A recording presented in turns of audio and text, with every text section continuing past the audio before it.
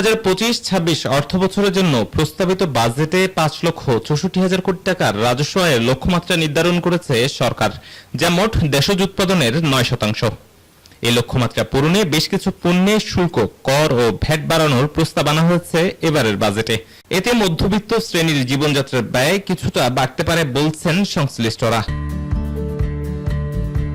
বাজেটে ফ্রিজ ও এয়ার কন্ডিশনারের উৎপাদন পর্যায়ে ভ্যাট 7.5% থেকে বাড়িয়ে 15% করার প্রস্তাব এসেছে। কর্পোরেট কর ইতিমধ্যেই দ্বিগুণ হওয়ায় স্থানীয় প্রস্তুতকারকরা উদ্বেগে পড়েছেন। সরাসরি প্রভাব পড়বে পণ্যের বাজার মূল্যে। একইভাবে বাড়ি নির্মাণে ব্যবহৃত রডের উপর শুল্ক ও ভ্যাট বৃদ্ধির প্রস্তাব এসেছে। এতে প্রতি টনে রডের দাম প্রায় 1,400 টাকা বাড়তে পারে। বাড়বে নির্মাণ খরচও।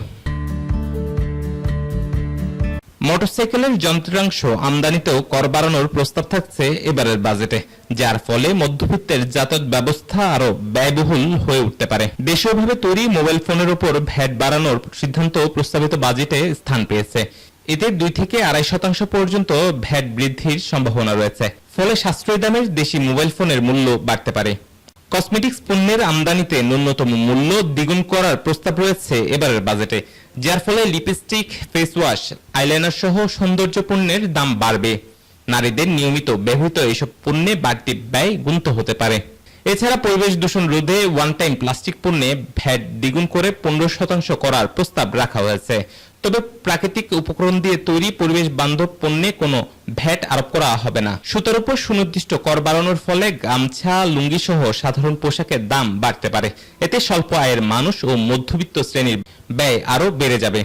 এই বাজেট উপস্থাপন করেছেন অন্তর্বর্তীকালীন সরকারের অর্থ উপদেষ্টা ডক্টর সালেউদ্দিন আহমেদ।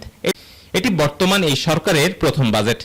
অর্থনীতিবিদদের মতে বাজেটের আকার বড় হলেও কর কাঠামোর ভার বহন করতে হবে সাধারণ মানুষকেই। ডেস্ক রিপোর্ট, দৈনিক অর্থনীতি।